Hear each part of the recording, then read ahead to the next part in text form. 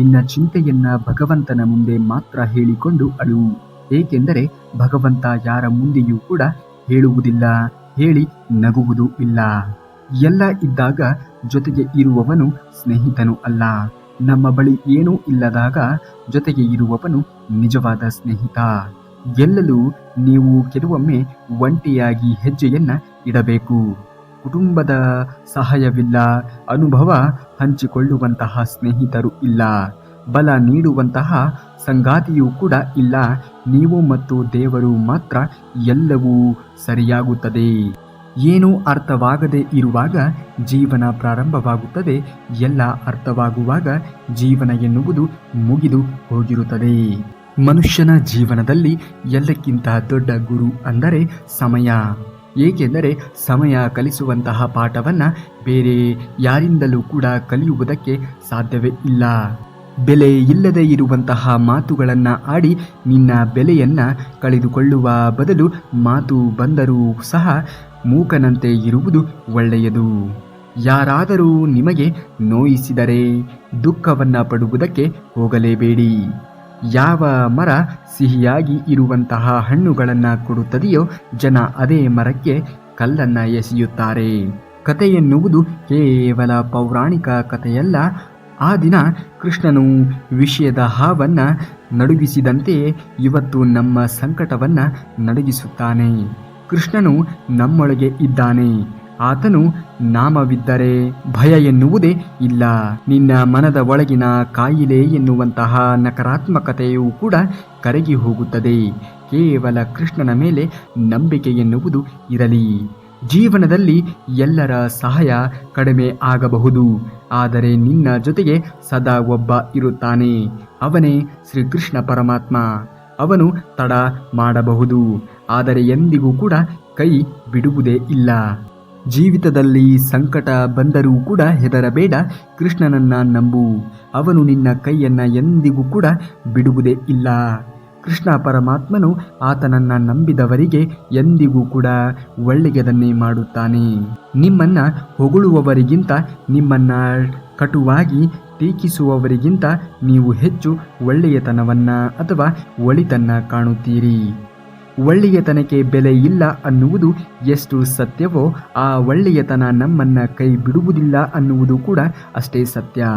ದೇಹವನ್ನ ಹಣಕ್ಕಿಂತ ಹೆಚ್ಚಾಗಿ ಚೆನ್ನಾಗಿ ರಕ್ಷಿಸಿಕೊಳ್ಳಬೇಕು. ಏಕೆಂದರೆ ದೇಹವು ಹದಗೆಟ್ಟ ನಂತರ ಕೇವಲ ಹಣದಿಂದ ಅದನ್ನ ರಕ್ಷಣೆಯನ್ನ ಮಾಡುವುದಕ್ಕೆ ಸಾಧ್ಯವೇ ಇಲ್ಲ. ಮಧುರವಾಗಿದ್ದರೆ ಮಾತು, ಸಂಬಂಧಗಳು ಬಲವಾಗುತ್ತದೆ. ಕಠಿಣವಾಗಿ ಇದ್ದರೆ ದೂರವಾಗುತ್ತದೆ. ಹಾಗಾಗಿ ಮಾತು ಎನ್ನುವುದು ತುಂಬಾನೇ ಮುಖ್ಯವಾಗುತ್ತದೆ. ಸುಳ್ಳು ಅನ್ನುವಂತಹ ಕೆಂಡ ಸುಟ್ಟು ಬೂದಿಯಾಗಲೇಬೇಕು. ಸತ್ಯ ಎನ್ನುವಂತಹ ಮಾಣಿಕ್ಯ ಹೊಳಪನ್ನ ನೀಡಲೇಬೇಕು. ಎಲ್ಲದಕ್ಕೂ ಕಾಲ ಎನ್ನುವುದು ಕೂಡಿ ಬರಲೇಬೇಕು. ಹಂತ ಹಂತವಾಗಿ ಸಿಕ್ಕ ಯಶಸ್ಸು ಶಕ್ತಿಯಾಗಿ ಬದಲಾಗುತ್ತವೆ. ತಕ್ಷಣಕ್ಕೆ ಬಂದದ್ದು ಅಹಂಕಾರವನ್ನ ಬೆಳೆಸುತ್ತದೆ. ಕಾಲ ಎನ್ನುವುದು ನಮಗಾಗಿ ಮತ್ತೊಮ್ಮೆ ಬರುವುದಿಲ್ಲ. ನಾವು ಮತ್ತೆ ಆ ಕಾಲದತ್ತ ಮರಳುವುದು ಇಲ್ಲ. ಮಾನವರಲ್ಲಿ ಮಾನವೀಯತೆ ಅನ್ನುವಂತಹ ಗುಣ ಇಲ್ಲದಿದ್ದಲ್ಲಿ ಮತ್ಯಾವ ಅದ್ಭುತವಾಗಿರುವಂತಹ ಗುಣಗಳು ಕೂಡ ಇದ್ದರೂ ಅದು ವ್ಯರ್ಥವೇ ಆಗುವುದು. ನಮ್ಮ ಎಲ್ಲ ಕನಸುಗಳು ನನಸಾಗಬಹುದು, ಒಂದು ವೇಳೆ ನಾವು ಅವುಗಳನ್ನು ಬೆನ್ನಟ್ಟಲು ಧೈರ್ಯವನ್ನ ಹೊಂದಿದ್ದರೆ ಮಾತ್ರ ಅದು ಸಾಧ್ಯವಾದೀತು. ಜೀವನ ಅನ್ನುವುದು ಸೋಲು ಗೆಲುವಿನ ಆಟ. ಗೆದ್ದವನಿಗೆ ಸೋಲಾಗಬಾರದು ಎನ್ನುವಂತಹ ಭಯ ಇದ್ದರೆ ಸೋತವನಿಗೆ ಗೆಲ್ಲಲೇಬೇಕು ಎನ್ನುವಂತಹ ಛಲ ಇರುತ್ತದೆ. ನಮ್ಮನ್ನು ಕೂಡ ದಡ್ಡರಂತೆ ಬಿಂಬಿಸುವವರ ಮುಂದೆ ದಡ್ಡರಂತೆ ಇರಬೇಕು. ಜಾಣತನ, ಬುದ್ಧಿವಂತಿಕೆ ಪ್ರದರ್ಶಿಸುವುದು ದಡ್ಡತನ. ವಾದಿಸದೆ ಮೌನವಾಗಿ ಇರುವುದು ದೊಡ್ಡತನ. ನಗು ನಗುತ್ತಾ ಎದ್ದು ಹೋಗುವುದು ನಮ್ಮತನವಾಗಬೇಕು. ಶ್ರೀಮಂತಿಕೆ ಬಂದಾಗ ಸರಳವಾಗಿ ಇರಬೇಕು. ಅಧಿಕಾರ ಬಂದಾಗ ವಿನಮ್ರವಾಗಿ ಇರಬೇಕು. ಕೋಪ ಬಂದಾಗ ಮೌನವಾಗಿ ಇರಬೇಕು. ಕಷ್ಟ ಬಂದಾಗ ತಾಳ್ಮೆಯಿಂದ ಇರಬೇಕು. ಬದುಕು ನಮ್ಮನ್ನ ಕಷ್ಟಗಳ ಆಳದ ನೀರಿಗೆ ಆಗಾಗ ಕರೆದುಕೊಂಡು ಹೋಗುತ್ತದೆ. ನಮ್ಮನ್ನ ಮುಳುಗಿಸುವುದಕ್ಕೆ ಅಲ್ಲ, ಚೆನ್ನಾಗಿ ತೊಳೆದು ಶುದ್ಧವಾಗಿಸಲು ಅಷ್ಟೇ. ಅದು ನಮಗೆ ನೆನಪಿನಲ್ಲಿ ಇದ್ದರೆ ಬದುಕು ಎನ್ನುವುದು ಸುಂದರವಾಗಿ ರೂಪಿತವಾಗುವುದು. ಅವಮಾನಕ್ಕೆ ಎಂದಿಗೂ ಕೂಡ ಹೆದರುವುದಕ್ಕೆ ಹೋಗಬಾರದು. ಅಪವಾದಕ್ಕೆ ಹೆಗಲನ್ನ ಕೊಡಬಾರದು. ಇದು ಸ್ವಾರ್ಥಯುಗ. ಸಿಗದಿದ್ದರೆ ತೆಗಳುತ್ತಾರೆ, ಸಿಕ್ಕರೆ ಹೊಗಳುತ್ತಾರೆ.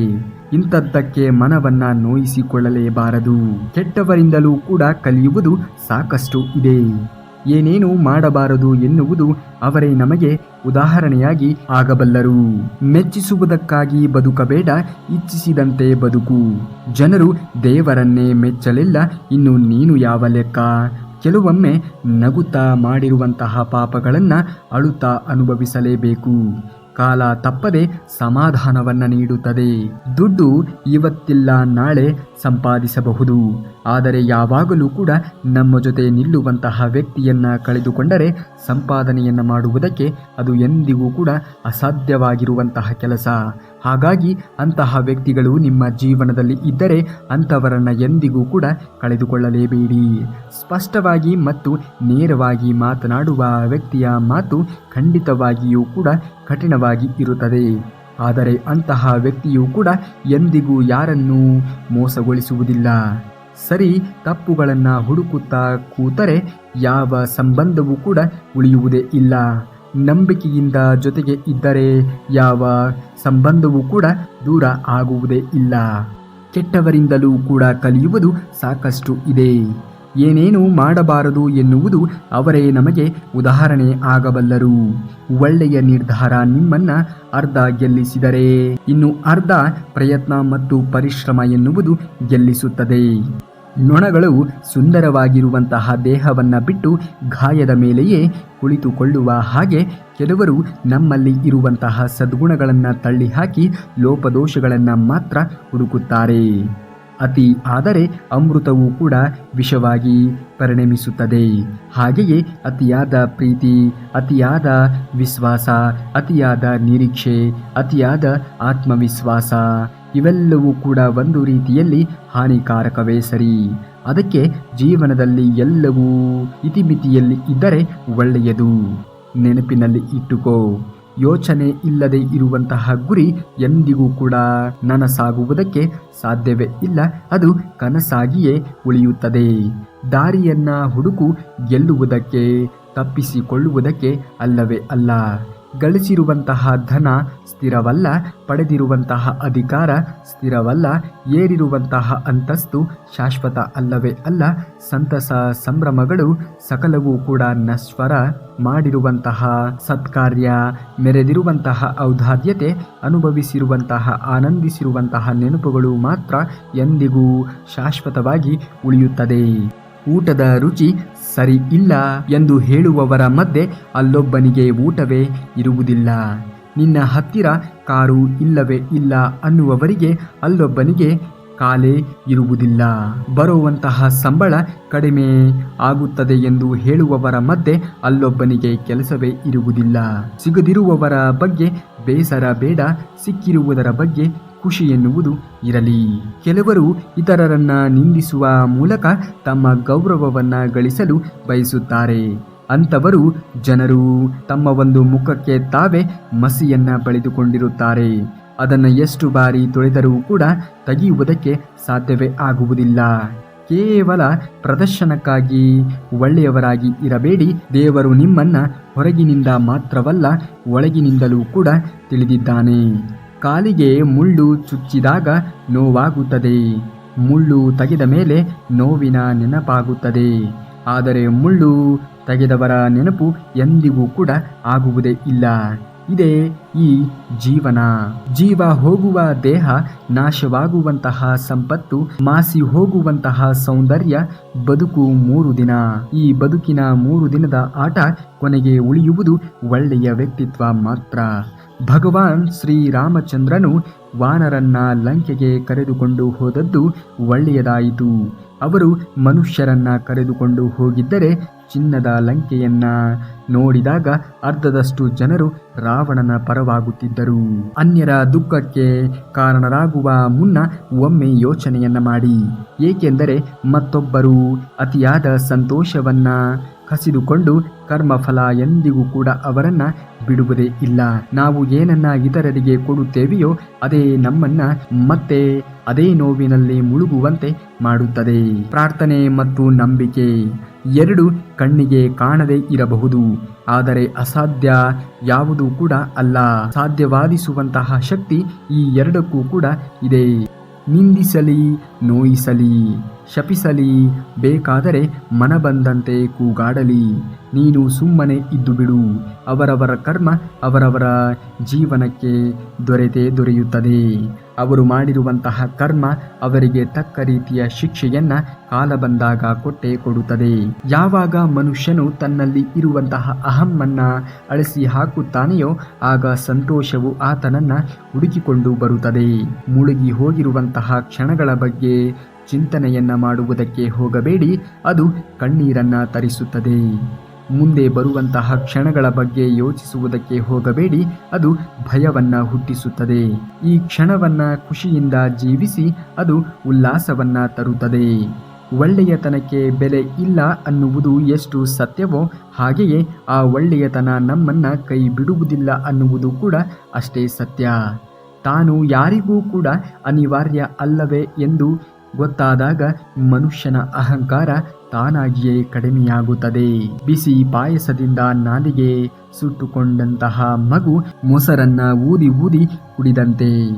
ದುರ್ಜನರ ಮೋಸಕ್ಕೆ ಒಳಗಾದವರು ಸಜ್ಜನರ ಸಂಘಕ್ಕೂ ಕೂಡ ಹೆದರಲ್ಪಡುತ್ತಾರೆ. ಕಲಿ, ಯಾರ ಜೊತೆ ಇದ್ದರೂ ಕೂಡ ಸರಿ, ಒಂಟಿಯಾಗಿ ಇರುವುದನ್ನು ನೀನು ಕಲಿ.